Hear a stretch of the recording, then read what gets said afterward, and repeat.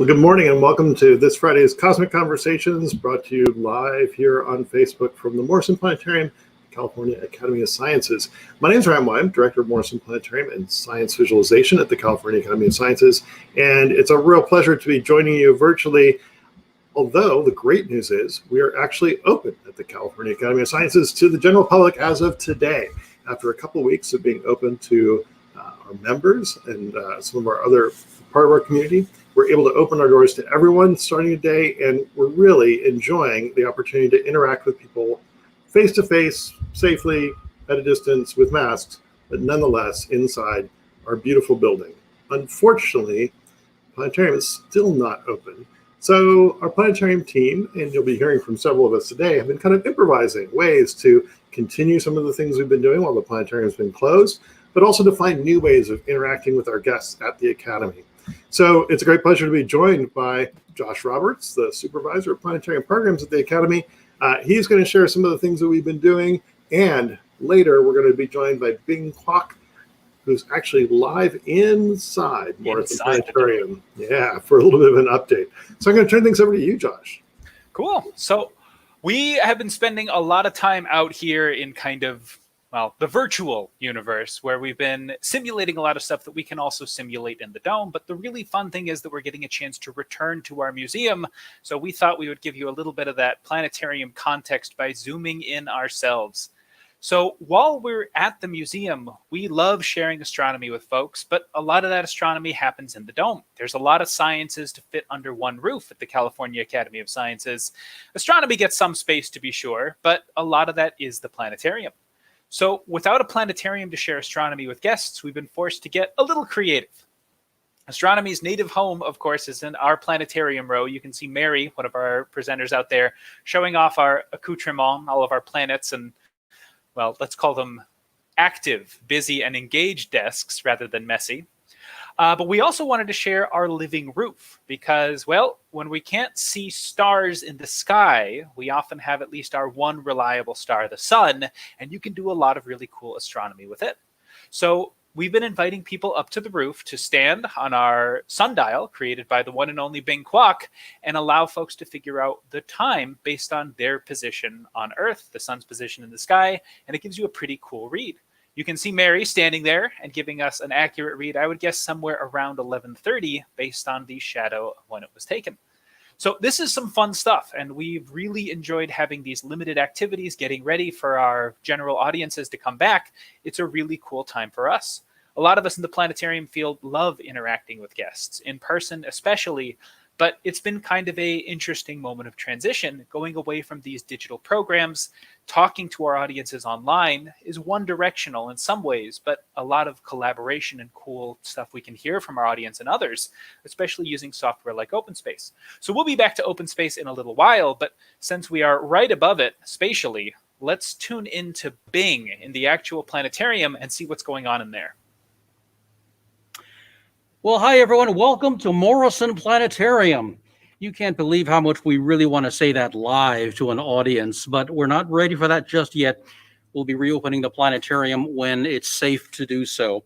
But if you're not familiar with Morrison Planetarium, it's a 75-foot wide dome, or 23 meters.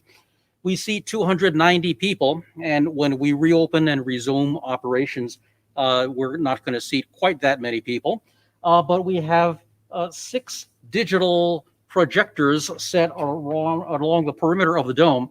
And this is one of the world's largest all-digital planetariums. 5 of those projectors project straight across and project along the horizon of the dome. And the 6th one fills in the gap at the top. And that creates one continuous image across the entire dome. Now, I don't know if you can see behind me, but we've got an alignment grid that we've been using. Our engineers have been spending the past couple of weeks trying to realign the projectors. And this lockdown opportunity has actually given us enough time, more time really, than we've ever had before to set things up and calibrate and align properly. Usually we do that only 3 days every 6 months. But now we've had quite a long period to do that. And it looks pretty darn good. And I've got Matthew, one of our engineers, in the control booth, who is running things right now. And, since they've had an opportunity to work on the projectors, the image is sharper and brighter and blended better than we've seen it in a long, long time. And we can't wait to reopen and let audiences in to see this fantastic new image. But here's an image from our latest show, Big Astronomy, People, Places, Discoveries. And we'll actually run just a little bit, just to give people an impression of what it looks like. Now, this is a limited angle on the dome, but we're inside one of the telescopes in Chile, looking at the operations there.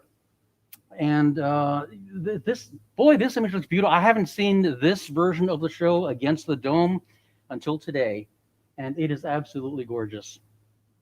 Wonderful imagery. And we are running the show live every Wednesday at 11:30 on the California Academy of Sciences and Big Astronomy channels on YouTube. You have to catch it live, but it's also presented in 360. So if you're watching on a mobile device like a cell phone, you can move the phone around and look up and down and simulate the experience of watching the show under a planetarium dome. And that's a very cool experience. But that's just a little bit of Big Astronomy, People, Places, Discoveries, a little update on what we've been doing here at the planetarium. We've been sprucing things up, getting it ready for audiences to come back in and have a look at our shows. And so let's bring it back to Josh to talk a little bit more about what else we've been doing. Sure thing. Bing, that looks incredible. I've only stuck my head in on one of the few visits I've had on site, but seeing the dome lit up really... it gets me. It's wonderful to see. So during our hiatus, let's call it, our time away from the Academy, we've been having a lot of fun with our digital programs. We've been flying folks around in OpenSpace, which is the software you can see here.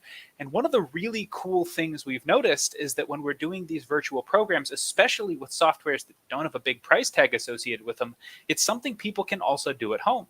So something we've taken a lot of joy in is showing people software like this, giving tours and showing off the real versatility, flexibility. If you want to try out OpenSpace, check out the openspaceproject.com. You can download it for yourself, and you can do some really cool things. So aside from our sundial, which is a fun activity you can definitely set up at home, there's another really cool thing we've been doing at the Academy on the Academy floor. In the afternoon, we know people love constellations, especially the constellations they can pick out. So we wanted to give a little bit of context to some of those constellations. All these wiggly lines are something that a lot of folks are familiar with. We can imagine them in the night sky, but let's focus on this guy right here in blue, Orion. So if you were looking at Orion from planet Earth, it looks iconic, distinctive, familiar, but let's focus on the 7 brightest stars of Orion. I count 1, 2, 3, 4, 5, 6, 7. Now, I'm going to show you something that we've got set up on the public floor, and maybe it'll look a little familiar.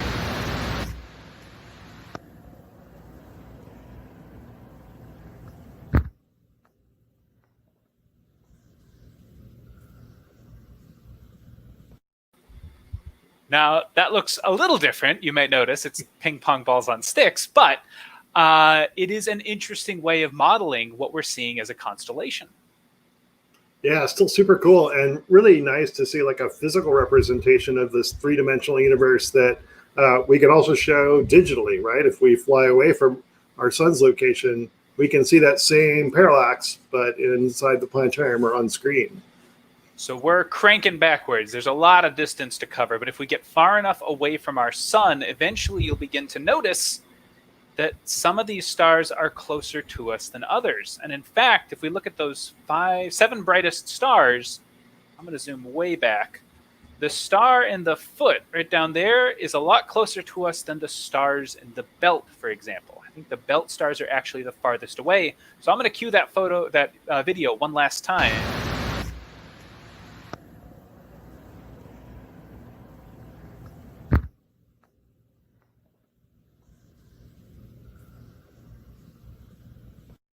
And you should be able to see the belt stars are, in fact, the farthest away from us. So we worked real hard to make sure those distances were accurate. Big shout out to Colin Elliott, who did the initial calculations that helped us make that model. It's kind of cool, actually, if you pull back from this, Josh, even a little bit farther, you can actually see, we would refer to this as the pincushion with all the different constellation lines. It's like, where's Earth? And it's because, our perspective on the universe is being by definition Earth-centered, we end up at the center of this pincushion with all of these constellation lines kind of pointed in toward us when we fly, in this case, like thousands of light years from home. What's kind of cool too, although that's not super clear here, is that if you look at the tips of the outer tips of the pincushion, the brighter stars are out there because brighter stars are seen at greater distances. So the pincushion tips, the stars, tend to be brighter. It doesn't show up quite so well here on the video screen, but because you can see brighter stars at a greater distance, those pins end up with bright stars. Really clear actually in the lower part of the screen there, with brighter stars seen at greater distances. Pretty cool. That's pretty awesome. So when we're seeing that most distant point, it's a star that's still visible from Earth at that tremendous distance, which by necessity has to be an incredibly bright star. Okay, cool. So zooming back in, we've been having a lot of fun using this virtual planetarium effectively to engage our audiences in some totally different ways than we can do in person. So we normally can fit 290 people in our dome. That's a lot compared to other planetariums. But our online audiences, we've been noticing that with rewatching and pretty much infinite seating capacity, we've gotten a very different kind of audience. Can you share anything about your experience, Ryan? Well, actually, I think I was going to point out one of your experiences, since you do our regular Wednesday afternoon program at 4:30. Giving a sort of tour of the universe and showing off these three-dimensional data sets that we have embedded in OpenSpace and other software platforms is an amazing experience, and it's a beautiful opportunity to tell this story of the three-dimensional vast universe when we're in the planetarium. But it's and the questions you get afterward are amazing because you can really sort of blow people's minds and inspire amazing inquiry when you deliver one of these shows in the planetarium. But when I watch one of your Wednesday programs, what's cool is that people are able to ask questions all the time and kind of steer the program. You often end up going to favorite places in the solar system and letting people see things that kind of it's like Total Request Live sort of astronomy, which is really cool. And it's a very different way of interacting than we normally have in the planetarium. It's been honestly a real joy for me that when I start any of our Wednesday broadcasts, the 4:31, I come in with well, here's 3 things I would like to talk about today.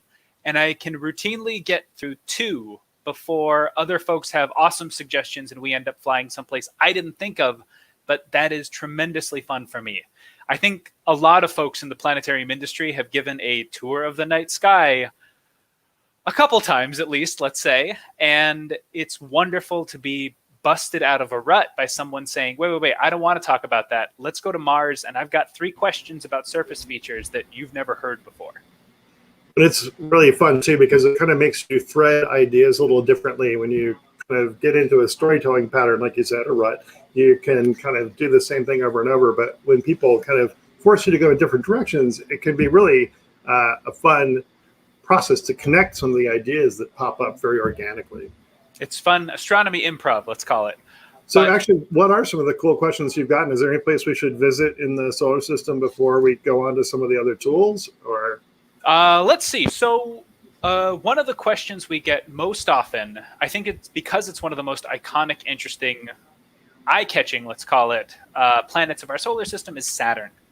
Now, personally, Saturn for me has always been an exciting object. I got my very first telescope ever and was excited to hunt down Jupiter because it was a bright planet, and I was told that if I pointed my telescope at Jupiter, I would get a chance to see the planet's disk. So I pointed my brand new telescope, new to me, it was purchased secondhand, at the brightest object in the sky and started honing in, and all of a sudden I discovered that it had a weird bent egg-like shape and was heartbroken because I thought my telescope that I bought secondhand wasn't culminated properly.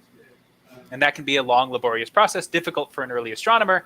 Turns out, early astronomer mistake, I was pointing at Saturn, and for the first time in my life had a telescope powerful enough to resolve the rings of Saturn. That's great. So we get a lot of folks asking questions about Saturn.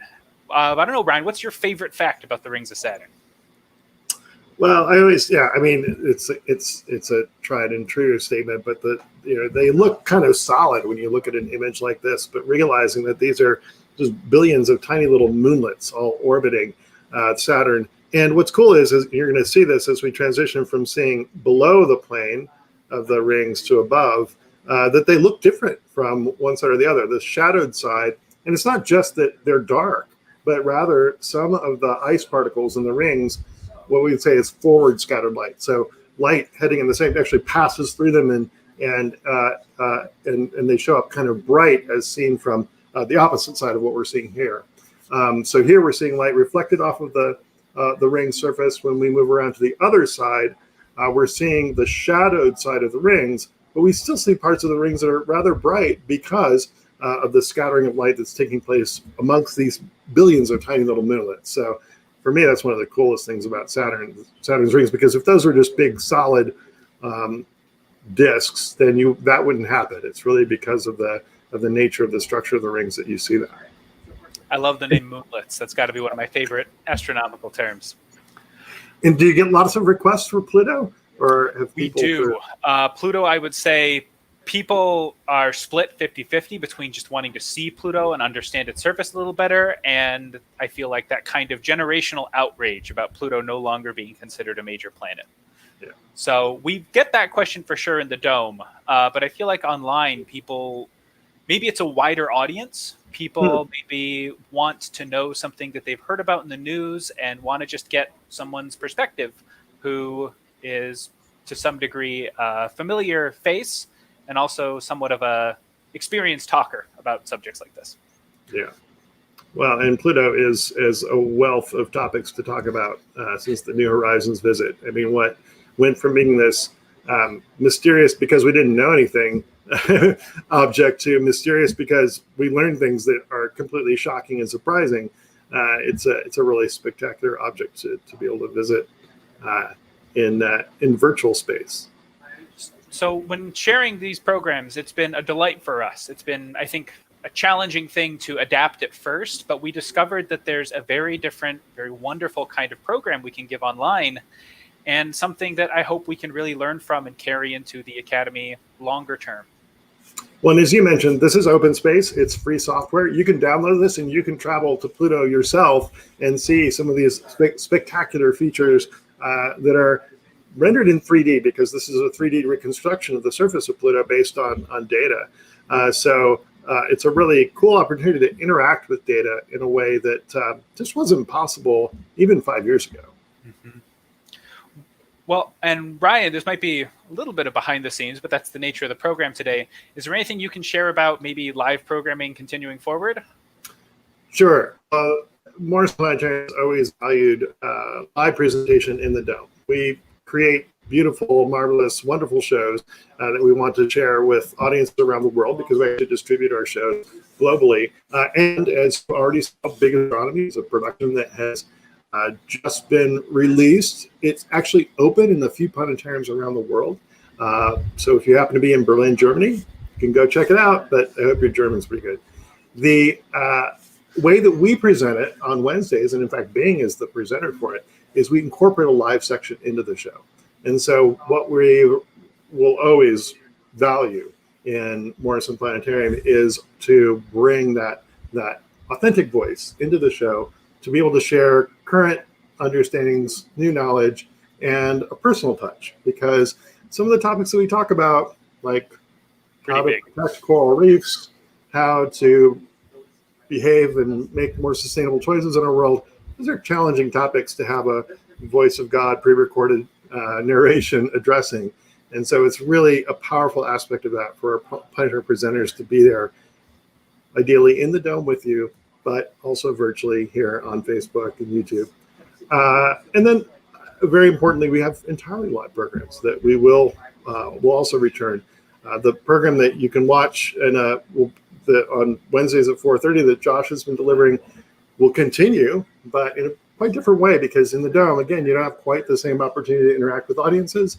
So we'll see how that goes, but we're actually looking at how we might simulcast that 4:30 Wednesday show from Morrison Planetarium to the world through Facebook Live. So please stay tuned. If you're in San Francisco or the area, keep us in mind, and when we can open the Dome safely, we will do so. And we look forward to welcoming audiences back to Morrison Planetarium, but in a safe, secure way in the future. Absolutely. I feel like if we exited this period of our online interactions and didn't incorporate something, it would feel like a loss. There's been a great opportunity to engage with an audience from all over the globe. We've had folks tuning in from India, from the UK, from Australia, New Zealand. It's been a delight for us as presenters to see fans from around the world turning in repeatedly and asking great questions. I'm kind of worried about their sleep schedules, given the fact that they're tuning in during daytime hours here, but astronomers are famous for having really bad sleep cycles. Exactly. Well, yes, and we're looking at new kinds of programs that we might be delivering once the planetarium is reopened that might remain online. So again, stay tuned, because even if you're not in San Francisco, we hope that we'll have something for you from Morrison Planetarium, live, pre-recorded, whatever the case may be. We'll figure something out. All right. Well, I haven't seen any additional questions, but I've also been talking a lot. So maybe we could take a quick look. Best version of OpenSpace to download. We got to have Micah back on here. I'm going to turn this part over to you, Josh. And see I'm still learning about the compatibility between Macintosh and OpenSpace. So I would say that might be a great way to reach out to the OpenSpace team. They have a Slack channel, if you're familiar. And on there are some real experts, especially at different computer interfaces, who can help you navigate a lot of challenges. I personally have bumped into some very interesting ones, and the Slack channel is the place to go. I think you can find out more at openspaceproject.com. It's an open source project, so there's a lot of interesting bugs that pop up in different areas, but there are really helpful people there who can help you navigate it. And you can provide input that will help continue the improvement of the software, because that's kind of the stage that it's in. Well, thank you, Josh, for joining me this morning to talk a little Absolutely. bit about where we stand with Morrison Planetarium, a little behind the scenes, behind the darkened dome, as I think we would call this program. And thanks to Bing, who's not on screen right now, but I can bring him back. Thank you, Bing, for giving us a little look inside the dome. And we hope you'll join us next Friday, October 30th at 11:30 a.m. Pacific. Amy Meinzer from the University of Arizona Lunar Planetary Lab will join us, and we'll be talking about some of the smallest objects in the solar system, asteroids and comets. Some of them are about the same size as those moonlets we were talking about around Saturn, but some are, unlike the rings of Saturn, on orbits that can take them dangerously close to Earth. So we're going to talk a little bit about that, how we find those objects and how we learn more about them next week at the same time, 11:30 a.m. Pacific. In the meantime, have a safe week, and we'll try to answer some of your additional questions in the chat windows. All right. Take care, everybody. Cheers.